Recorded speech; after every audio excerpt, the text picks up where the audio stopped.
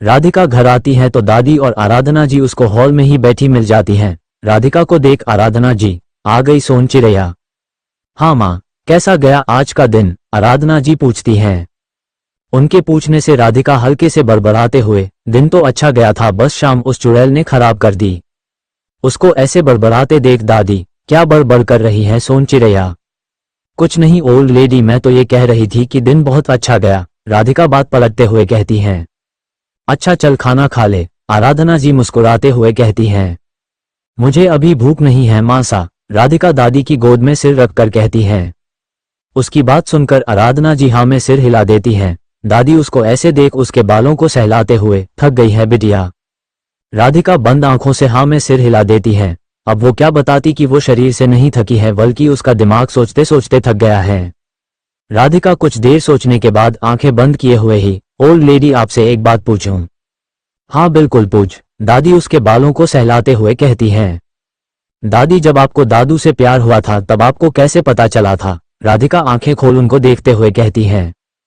उसकी बात सुनकर दादी हल्के से हंसते हुए, सोन चिड़ैया हमारे टाइम में प्यार नहीं होता था, हम तो आज के जमाने के जैसे एक दूसरे को देख भी नहीं सकते थे। माँ बाप हमारे लिए जीवन साथी ढूंढ देते थे और हमें उसी के साथ जिंदगी बितानी होती थी। सच्ची ओल्ड लेडी, राधिका हैरानी से उनको देखकर कहती हैं। आराधना जी का कॉल आ जाता है तो वो उठकर चली जाती हैं। राधिका की बात सुनकर दादी मुस्कुराते हुए, हाँ बेटा ऐसा ही होता था, शादी की पहली रात ही हम अपना हमसफर देख पाते थे। तो आपको दादू से प्यार नहीं था? राधिका उठकर बैठ जाती हैं। सच बोलूं बेटा तो पहले नहीं था, फिर तेरे दादू के साथ रह रहकर धीरे धीरे उनसे प्यार हो गया। तेरे दादू बहुत केयरिंग थे और मुझसे बहुत प्यार भी करते थे, दादी अपने चेहरे पर चमक लाकर कहती थी। उनकी बात सुनकर राधिका एक्साइटेड होकर, फिर जब आपको उनसे प्यार हुआ तब आपको पता कैसे चला? मतलब ऐसा क्या हुआ कि आपको पता चल गया कि आप दादू से प्यार करती हैं? आज तू ये सब क्या बातें लेकर बैठ गई, पहले तो कभी नहीं पूछा तूने? दादी उसको देखकर कहती हैं। उनकी बात सुनकर वो हड़बड़ा जाती हैं, लेकिन जल्द ही खुद को संभाल कर, नहीं बस आज मन किया जानने का इसलिए आपसे पूछ लिया। आप हमेशा कहती थी ना कि दादू आपसे बहुत प्यार करते थे, बस इसलिए मन किया, आप बताइए ना ओल्ड लेडी। दादी उसको देख, अच्छा अच्छा ठीक है सुन, उनके कहते ही राधिका आलती पालती मारकर बैठ जाती हैं और ध्यान से सुनने लगती हैं। दादी उसको देख मुस्कुराते हुए, जब मुझे तेरे दादाजी से प्यार हुआ था ना तो मुझे ये सारी दुनिया बहुत रंगीन लगती थी, मैं उनसे आंखें नहीं मिला पाती थी। जब वो मेरी तारीफ करते थे या मुझे देखते थे तो मेरे गाल शर्म से लाल हो जाते थे। जहां उनके देखने से दिल की धड़कनें बढ़ जाती थी वहीं उनकी एक नजर पाने के लिए भी दिल बेचैन रहता था। अगर कभी वो मेरी तारीफ कर देते थे तो मुझे लगता था बस अब किसी की तारीफ की कोई जरूरत नहीं है मुझे। राधिका उनकी बात मुस्कुराते हुए सुन रही थी, वही दादी के चेहरे पर भी बहुत प्यारी मुस्कान थी। दादी उसको देख आगे, पता है एक बार तेरे दादाजी मुझे लेकर बाहर गए थे, हम दोनों वहां एक दूसरे के हाथ में हाथ लेकर घूम रहे थे, तभी एक लड़की तेरे दादू को देखकर मुस्कुरा देती है और उनके पास से निकल उनके हाथ को छूने की कोशिश करती है। तेरे दादू औरतों की बहुत इज्जत करते थे इसलिए वो उससे भी कुछ नहीं बोले, लेकिन मुझे बहुत गुस्सा आया और मैंने उस लड़की के थप्पड़ मार दिया। हव ओल्ड लेडी, आपने सीधा थप्पड़ मार दिया? राधिका मुंह खोलकर बोलती है। और नहीं तो क्या मेरे पति पर डोरे डाल रही थी, मेरा बस चलता तो मैं उसका मुंह नोच लेती, दादी मुंह बनाकर कहती हैं। ओए होए ओल्ड लेडी, आपको तो बहुत जलन होती थी, राधिका उनको गले लगाकर कहती हैं। प्यार का दूसरा नाम ही जलन होता है सोन चिड़ैया, दादी उसके गालों को छूकर कहती हैं। उनकी बात सुनकर राधिका हाँ में सिर हिला देती हैं। दादी उसको देख, चल अब बहुत हो गया, जा जाकर खाना खा ले।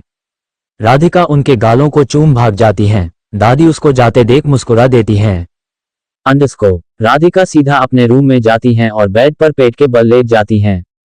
राधिका पिलो अपने सिर के नीचे लगा उस पर अपने हाथ रख अपने गाल को टिका देती हैं। राधिका अपने पिछले दिनों के एक्सपीरियंस की याद करने लगती हैं। उसको याद कर राधिका अपने दिल पर हाथ रख, थैंक गॉड ऐसा कुछ नहीं है, उस उल्लू से मुझे प्यार कैसे हो सकता है, बच गई मैं हाश, कहकर एक गहरी सांस लेती हैं। राधिका उठकर चेंज करती है, फिर नीचे जाकर खाना खाती हैं और फिर थोड़ी देर टीवी देखने बैठ जाती हैं। उधर मित्तल हाउस में अरमान के पापा अरमान पर गुस्सा कर रहे थे। अभिमान जी अरमान को घूरते हुए, तुमसे कितनी बार कहा है कि ये टाइम पास करना बंद कर दो और अपनी पढ़ाई पर ध्यान दो और जल्दी से पढ़ाई खत्म करके बिजनेस ज्वाइन करो। मैं बिजनेस नहीं करूंगा पापा, मुझे आईपीएस ऑफिसर बनना है, मैंने यूपीएससी की तैयारी भी शुरू कर दी है, अरमान जवाब देते हुए कहता है। कोई जरूरत नहीं है ये सब करने की, फैमिली बिजनेस ज्वाइन करो। अभिमान जी उसकी बात काटते हुए कहते हैं, मैं सिर्फ यूपीएससी ही करूंगा, मैंने डिसाइड कर लिया है और उसको अलावा मुझे कुछ नहीं करना, कहकर बिना किसी की कुछ भी सुने बाहर निकल जाता है। ये लड़का हाथ से निकल रहा है अभी। अरमान की सटेप माँ कहती है, चिंता मत करो नीना, करना तो इसे बिजनेस ही होगा। अभिमान जी नीना जी को देखकर कहते हैं, अरमान की माँ की डेथ तब हो गई थी जब वो 10th में था और उसके बाद उसके पापा ने दूसरी शादी कर ली। अरमान की अपनी नई माँ से बिल्कुल नहीं बनती थी क्योंकि उन्होंने अभिमान जी को अरमान से दूर कर दिया था। अरमान गुस्से से घर से निकल सीधा अनिरुद्ध के घर चला जाता है। ऐसी ही कहानी सुनने के लिए मेरे चैनल को सब्सक्राइब करें, वीडियो को लाइक शेयर एंड कमेंट करें।